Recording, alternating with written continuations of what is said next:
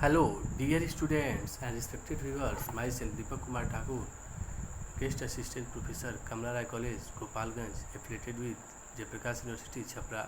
प्रिय विद्यार्थियों, हम लोग जो रिसोर्सेज आप मेडिवल इंडियन हिस्ट्री से संबंधित जो चर्चा कर रहे हैं उसी को आगे बढ़ाएंगे। और जो हम लोग का मेडिवल इंडियन हिस्ट्री का अध्ययन का जो कालक्रम है वह 1540 ईस्वी तक जाता है। इसी के कारण हम कुछ मुग़ल काल के जो ऐतिहासिक ग्रंथ है उसकी भी चर्चा इसमें कर रहे हैं, क्योंकि 1540 ईस्वी तक का इतिहास का हमें अध्ययन करना है। हालांकि 1540 ईस्वी तक के इतिहास से क्वेश्चन नहीं पूछे जाते विश्वविद्यालय परीक्षाओं में, जैसे शेरशाह, बाबर, हुमायूं इत्यादि के संबंधित पर जो क्वेश्चन बनते हैं वो नहीं बनते। फिर भी अगर हम हमारे सिलेबस में है तो इसके ऐतिहासिक जो ग्रंथ हैं उसके विषय में तो चर्चाएं कर ही लेनी चाहिए।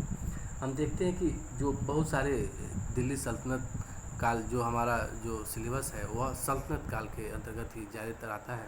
और इसमें हम देखते हैं कि दिल्ली सल्तनत के समय के विभिन्न प्रांतों के इतिहास जानने के अन्य ग्रंथ भी उपलब्ध है। जैसे सिंध के इतिहास को जानने के लिए मीर मोहम्मद मासूम द्वारा लिखित तारीख़ सिंध, कश्मीर का अगर इतिहास जानना हो तो मिर्ज़ा हैदर द्वारा लिखित तारीख़ रसीदी, बंगाल के इतिहास को जानने के लिए गुलाम हुसैन सलीम द्वारा लिखित रियाज उस सलातीन, और गुजरात के इतिहास को जानने के लिए मीर अबू तुर बवली द्वारा लिखा गया तारीख़ गुजरात, दक्षिण के अहमदनगर राज्य के लिए सैयद अली तबातबा का बुरहान ए मासिर आदि इत्यादि जो ये तत्कालीन इतिहास को जानने के कुछ प्रमुख ग्रंथ हैं। इसी तरह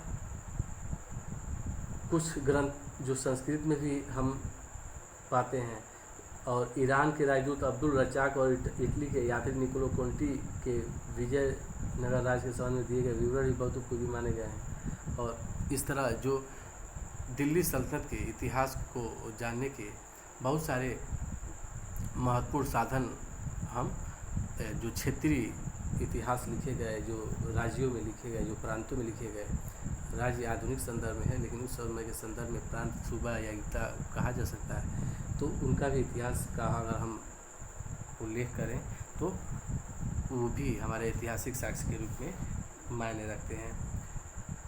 अब हम अपने वर्णन के क्रम में जो महत्वपूर्ण ग्रंथ हैं उनकी चर्चा करें तो देखते हैं कि तज़किरातुल वाक़ियात, बादशाह अकबर के आदेश पर जौहर अफ्ताबची ने फारसी भाषा में इस ग्रंथ की रचना की। और जौहर अफ्ताबची वर्षों तक बादशाह हुमायूं की व्यक्तिगत सेवा में रहा था तथा उसके सैनिक अभियानों में तथा उसके भौगोलिक जीवन के समय में उसके साथ था। वह हुमायूं के व्यक्तिगत जीवन से परिचित रहा और उसके जीवन की प्रायः सभी महत्वपूर्ण जो घटनाएं हैं उसके सामने ही घटित हुई थी। इसके कारण जो हुमायूं इस ग्रंथ में हुमायूं के चरित्र, उसके जीवन की घटनाओं, उसके दुर्दिन की स्थिति, अकबर का जन्म, अकबर की बाल्यावस्था के विषय में प्रमाणित ग्रंथ माना गया है। परंतु जौहर अफ्ताबची ने इस ग्रंथ को अपनी वृद्धावस्था में अपनी स्मृति के आधार पर लिखा। इस कारण घटनाओं का वर्णन क्रमानुसार तिथियों द्वारा नहीं है। कई घटनाओं की तिथियाँ भी गलत दी हैं और कुछ स्थानों की भौगोलिक परिस्थितियों का वर्णन भी गलत दिया गया। परंतु इन त्रुटियों के होते हुए भी तज़किरात उल वाक़ियात को हुमायूं के शासनकाल इतिहास को जानने का एक महत्वपूर्ण स्रोत ग्रंथ के रूप में स्वीकार किया जा सकता है। फिर एक अन्य ग्रंथ तवारीख़ दौलत शेरशाही, हसन अली खान ने इस ग्रंथ को फारसी में लिखा था। इसका कुछ भाग ही उपलब्ध है। कुछ इतिहासकार इसे विश्वसनीय ग्रंथ भी स्वीकार नहीं करते, परंतु इसका जो भी भाग उपलब्ध है उसका अनुवाद अंग्रेजी भाषा में किया गया है और उससे शेरशाह के जीवन और शासन प्रबंध पर उपयोगी सामग्री प्राप्त होती है। जो आधुनिक इतिहासकार इसको विश्वसनीय ग्रंथ मानते हैं उनका कहना है कि हसन अली खान शेरशाह का समकालीन और मित्र था, इस्लाम शाह के समय में भी जीवित था तथा इस ग्रंथ को उसने मुग़लों के शासन के प्रारंभिक वर्षों में लिखा। फलतः इस ग्रंथ में शेरशाह के व्यक्तिगत जीवन, व्यक्तित्व पर पर्याप्त प्रकाश पड़ता है और उसके अनुसार शेरशाह एक व्यवहारिक व्यक्ति था और अपने लक्ष्य की पूर्ति के लिए प्रत्येक साधन अपनाने को तैयार रहता था, परंतु वह एक न्यायपूर्ण और सद्भावनाओं वाला शासक भी था। हसन अली खान ने लिखा था कि शेरशाह के संबंध में कि अपने पिता से उसके संबंध ठीक न थे, इस कारण उसे घर छोड़कर भागना पड़ा। उसने बाहर खान लोहानी के यहाँ नौकरी की और एक चीते को मारने के उपलक्ष्य में शेर खां की उपाधि से मिली थी। अपने पिता की मृत्यु के पश्चात उसने इब्राहिम लोदी से अपने पिता की जागीर प्राप्त की। उसने महमूद लोदी की तरफ से मुगलों से युद्ध किया। चुनार के किले पर उसके किलेदार की विधवा स्त्री से विवाह करके अधिकार किया। उसने उन परिस्थितियों का भी वर्णन किया है जिनमें शेर खां ने दक्षिणी बिहार पर अधिकार किया। उसने शेर शाह के शासन प्रबंध के बारे में भी लिखा। फिर शेर शाह के वस्तु की कीमतें निश्चित करने, मूल्यों में अनावश्यक वृद्धि को न हो या उसको रोकने, नाप तौल के उपयुक्त साधन उपलब्ध कराने और समय सीमा पर व्यापारी कर लिए जाते थे, कृषकों की भलाई के लिए जो कार्य किए गए, सड़क बनवाए गए या हिंदू मुसलमानों में उसके जो भाईचारे की नीति फैलाने की बातें इसमें वर्णित है। और इस प्रकार जो तवारीख है दौलत शेरशाही से हमें बहुत सारे उपयोगी सामग्री प्राप्त हो जाते हैं। अन्य अगर ग्रंथ की चर्चा करें तो तारीख शेरशाही या तोहफा अकबर शाही की चर्चा की जा सकती है। यह एक महत्वपूर्ण ग्रंथ है। अब्बास का सरवानी ने अकबर के आदेश पर इस ग्रंथ को फारसी भाषा में लिखा। इस ग्रंथ का कुछ भाग ही उपलब्ध हो सका है अभी, तब भी जो कुछ उपलब्ध है वह शेर शाह के जीवन, चरित्र और शासन प्रबंधन पर पर्याप्त प्रकाश डालता है। अब्बास खां के परिवार के कई सदस्यों का शेर शाह के निकट संबंध था। इस कारण इस ग्रंथ को एक विश्वसनीय ग्रंथ माना गया। अब्बास खां ने केवल उन्हीं घटनाओं का वर्णन किया है जिनका ज्ञान उसने उन व्यक्तियों से प्राप्त किया जिनको उन घटनाओं का ज्ञान था। इसके अतिरिक्त अब्बास खां ने अपने विवरण स्रोतों को भी बताया है और इस कारण इनका ग्रंथ बहुत ही प्रमाणिक माना जाता है।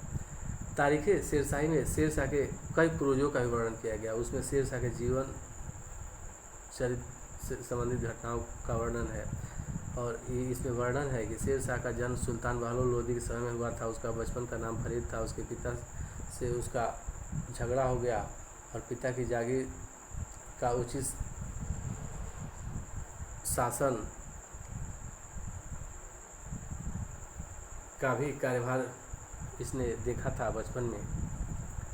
और इस प्रकार हम देखते हैं कि विभिन्न जो उसके समय के जो बहुत सारे आपराधिक संबंधियों को दंडित करना उसने, और बाहर खां लोहानी की सेवा की, फिर शेख खां की उपाधि जो उसको प्राप्त हुई इत्यादि का वर्णन इसमें हम पाते हैं। इस ग्रंथ में शेर शाह द्वारा चुनार और रोहतासगढ़ के किलों पर अधिकार किए जाने की घटनाओं, मुगल बादशाह हुमायूं और शेर शाह के मध्य हुए संघर्ष का विस्तार से वर्णन है। इस ग्रंथ में शेर शाह के शासन प्रबंधन का भी उल्लेख किया गया है। इसमें लिखा है कि केंद्र पर 1,50,000 घुड़सवार और 25,000 बंदूकची रखे गए थे। उसने दाग और हुलिया की प्रथाओं को लागू किया। इस प्रकार उसके शासन प्रबंधन से संबंधित और उसके जो सराय निर्माण इत्यादि से संबंधित प्रमाणिक जानकारी इस ग्रंथ में हमें देखने को मिलती है। फिर वाक़ियात मुश्ताकी की अगर चर्चा करें तो शेख रिज़कुल्लाह मुश्ताकी ने फारसी में इस ग्रंथ की रचना की थी और इसमें शेर शाह के शासनकाल की प्रमुख घटनाओं का वर्णन हम पाते हैं। और इस प्रकार ये जो ग्रंथ हैं वह मध्यकालीन भारत के इतिहास जानने के महत्वपूर्ण स्रोत के रूप में हैं। और हम देखें तो हमारे जो सिलेबस का महत्वपूर्ण पार्ट है सल्तनत काल के जो ऐतिहासिक स्रोत हैं उन्हीं पर, लेकिन चूँकि हमारे सिलेबस का कार्यक्रम विस्तार है 1540 ईस्वी तक, फलतः हम लोग को जो हुमायूं, बाबर, हुमायूं और शेर शाह के संबंध में भी जो जानकारी देने वाले ऐतिहासिक ग्रंथ हैं उनकी का चर्चा हमें करना ही चाहिए। और इस कारण हम लोगों ने इस चर्चा को पूरा किया। और इस चर्चा के साथ ही जो resources of medieval Indian history का जो हम लोग के सिलेबस का पार्ट था वह समाप्त हो जाता है। और इसी के साथ विदा लेते हैं। जय हिंद, जय भारत, धन्यवाद।